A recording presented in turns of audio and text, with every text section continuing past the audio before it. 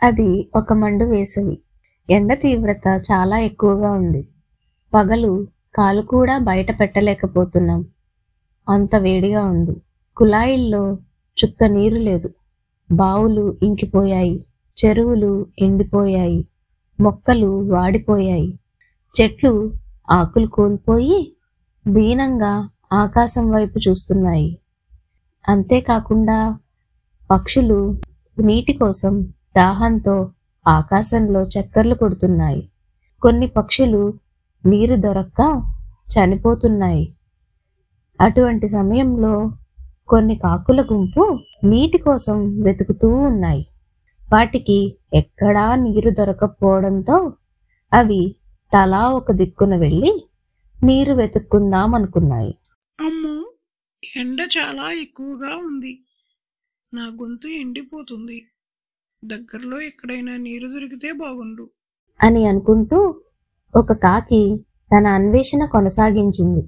చాలా దూరం ఎగిరిన తర్వాత ఆ కాకికి ఒక ఇంటి దగ్గర ఒక చిన్న మట్టి పాత్ర కనిపించింది. అక్కడ ఏదో మట్టి పాత్ర ఉందే, దాంట్లో నీరు ఏమన్నా ఉండే అవకాశం ఉందేమో, చూద్దాం అని అనుకుంది. కాకి ఆశతో కిందకి వచ్చి కూర్చుంది. అమ్మయ్యా, దీనిలో కొంచెం నీరు ఉన్నాయి. దేవుడా, బతికించావు అని అనుకుంది. కాని కాకి పాత్రలోకి చూసి నిరాశ చెందింది. నీరు ఉన్నా అది చాలా లోతుగా ఉంది. దాని నోటికి నీరు అందదు. అయ్యో, దీనిలో నీరు ఉన్నాయి, కానీ నీళ్లు చాలా లోపలికి ఉన్నాయి. అవి నాకు అందవు. ఇప్పుడు నేనేం చేయాలి అని అనుకుంటూ కాకి పాత్ర చుట్టూ తిరుగుతూ తన దాహాన్ని తీర్చుకునేందుకు మార్గం అన్వేషించసాగింది. ఆ కాకి చాలా తెలివిగల కాకి. అది అక్కడే చక్కర్లు కొడుతూ దగ్గరలో ఉన్న వస్తువుల్ని పరిశీలించసాగింది. దగ్గరలోనే దానికి కొన్ని చిన్ని రాళ్ళు కనిపించాయి. అప్పుడే తెలివైన కాకికి ఒక ఆలోచన వచ్చింది. ఈ చిన్న చిన్న రాళ్లను ఆ కుండలో వేస్తే నీరు పైకి వస్తుంది కదా.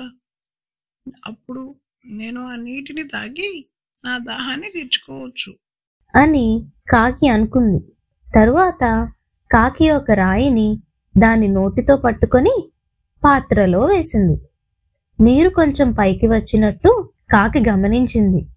అమ్మయ్యా, నేను అనుకున్నట్టే నీరు పైకి వస్తున్నాయి. అక్కడున్న ఇంకొన్ని రాళ్లను దీనిలో వేస్తాను, అప్పుడు ఇంకా పైకి వస్తాయి అని అనుకుంటూ ఆనందంతో మరిన్ని రాళ్లను తీసుకొని వాటిని ఒక్కొక్కటిగా పాత్రలో వేస్తూ పోయింది. ప్రతి రాయి పడడంతో నీరు కొద్దిగా పైకి వస్తుంది.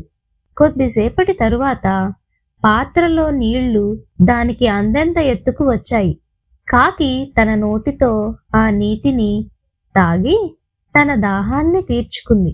అమ్మయ్యా, నా దాహం తీరింది. దేవుడా, నన్ను బతికించావు. నా మిత్రులకు కూడా చెప్పి వారి దాహం కూడా తీరేలాగా చేయాలి అని అనుకుంటూ తన దాహం తీరిన కాకి సంతోషంగా కావు కావు అంటూ ఆ ప్రాంతం నుండి ఎగిరి వెళ్ళి తన మిత్రులకి కూడా చెప్పింది. పిల్లలు, ఇందులోని నీతి తెలుసుకుందామా? ఈ కథ మనకు ఒక ముఖ్యమైన పాఠం నేర్పుతుంది.